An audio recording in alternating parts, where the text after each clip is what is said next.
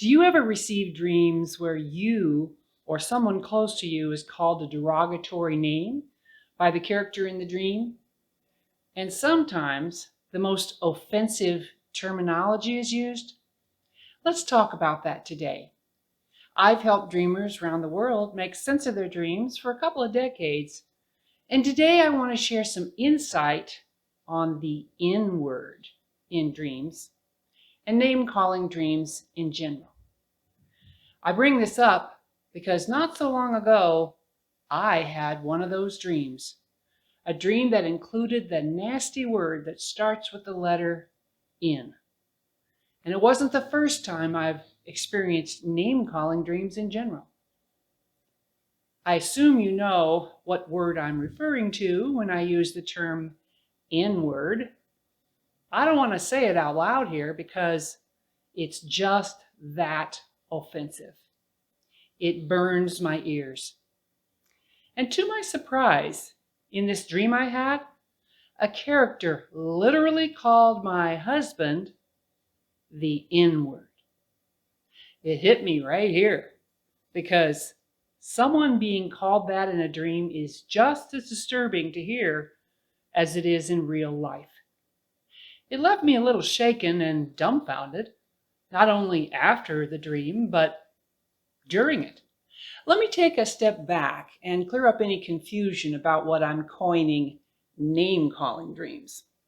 When I use that term, I'm speaking of dreams where the dreamer or someone close to the dreamer is called a derogatory name by another character in the dream.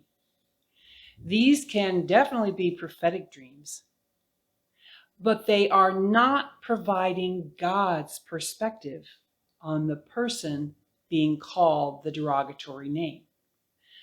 God doesn't name call. Instead, in these dreams, He provides divine insight as to what another person in real life thinks of the dreamer or the person being called the derogatory name. If it's you that's being called a demeaning name, you are being shown how that person, or who that person is symbolizing, sees you, how they appraise you, what conclusion they've come to regarding you. This assessment of you is most likely related to a particular matter in your life, generally at the time of the dream, and one that involves that person.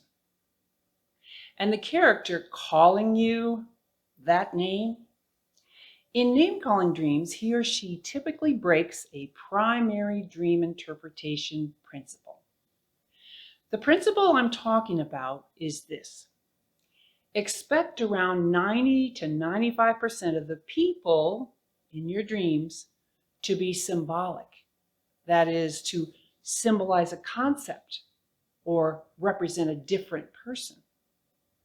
The name callers in these dreams are often literal, but not always. Now, when God identifies you in a dream and calls you by a name other than your given name, it won't feel like that. It won't be derogatory. Even if the dream is meant to bring conviction, initiate a behavioral or attitude change, or motivate you to take certain action, you won't be insulted. That's not consistent with our Heavenly Father's character or the way He works. And as they say, Jesus is a gentleman and certainly wise enough to know how to avoid demotivating His children. Now, one of the main purposes of prophetic dreams in general is to provide insight, and another is to confirm. And specifically, prophetic dreams sometimes let us know how others have assessed us, especially in connection with situations that are on the table at the time of the dream. Apparently, at times, God knows that it's to our benefit for us to know what others secretly think of us, so we can navigate accordingly. Of course, some dreams reveal positive things people think of us, and these usually signal good things to come. Now let's talk examples. You may be called childish by a character in a dream who maybe places you in a children's playground, for instance. And if that person is sneering at you or mocking you or loathes you, you can be sure this assessment is far from the truth. A negative demeanor on the accuser reveals that you are not childish. Your actions, rather, are well thought out. And the name caller has either passed judgment based on a lot of assumptions or has been influenced demonically. Recently, a character in one of my dreams called me a kook. Now, that's not a term I hear much these days, but it told me that this person has no concept of why anyone would choose to take actions inconsistent with what they deem standard or conventional. If you zig when others zag, you might be misunderstood. And it's good to know just who can't make sense of you. And thankfully, God may tell you that. Now, with respect to name-calling examples, one dreamer simply saw both her arms in a dream covered with tattoos. As it turned out, there were rumors, and she was being labeled by in-laws because the arms represented extended family. Get it? And about my dream, let's dig into the underlying meaning of that term. The word N-I blank blank E-R originated during the slave trade era in North America and Europe as a derogatory term to demean and dehumanize people of African descent. And though the implications have evolved since then, maybe expanded some, that pretty well still describes what it's intended to do to those it's flung at. So why then, in this dream, would this person in our close circle call my husband that? Yes, we have a calling on our lives to our dark-skinned brothers and sisters. Yes, we have lots of black friends. And yes, God sometimes depicts me in dreams as a light-skinned black woman.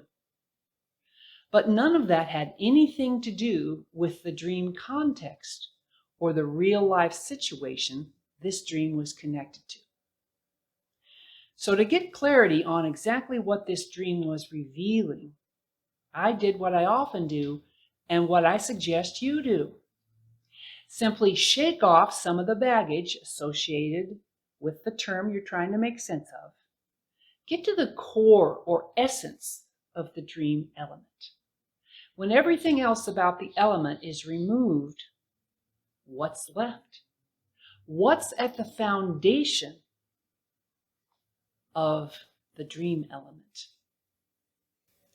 With regard to the N word, since the term originated during the slave era, it's most likely historically connected to that context, slavery. And what did slaves do? Or shall I say, what were they forced to do? Well, the essence of this is that they were reduced as humans to having to blindly follow their masters, right?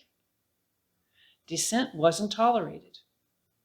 Arguing wasn't tolerated. Disobedient certainly wasn't tolerated. Slaves were virtually prohibited from thinking for themselves. The key word here then, when it comes to this, is what? Following. Not by choice, of course, by decree. And on a side note, That so many people bought into the concept that slavery was okay tells us a lot about the depths humans can descend to. And may I interject here that mankind is not immune to that kind of madness today either. Hordes are falling into the same trap, suggesting that an entire race of people should be obliterated from the earth. But that, of course, isn't racist. And in case you haven't put this together, it's this specific lunacy that will lead to Armageddon, as prophesied in Zechariah 12:3 and a bunch of other places. Now, I won't charge you for that extra little rabbit trail rant, but let me get back to the study of the base symbolic meaning of the word in question. Actually, the word codependent comes to mind as well, where a person relies excessively on another person, maybe even to the point of blindly following them, agreeing with them without question. That's kind of similar if you think about it. So why wasn't my husband called codependent by this person in the dream? Hey, because a much more offensive term was appropriate. The person was harshly judging, condemning, without having more than a thimbleful of real facts with respect to this person's personal life. So, I was left with the question, did my theory about the symbolism connected to the N-word make sense in my dream? Did it fit in that context? Because context can be important. And if so, what real life situation did it apply to? And more broadly, what do we do with name-calling dreams in general when we learn what a particular person really thinks of us and it's disconcerting? The answer to the questions about my dream will take a minute. And as for the final question, it's not only a very important question, but a very big one. So I can see I'm going to have to discuss those in the next video. I'll just make name-calling dreams a 2-part series. And I know you're going to want to watch that one because I'm going to have to get real personal. So till then, every blessing, hold your head high and live beyond your wildest dreams.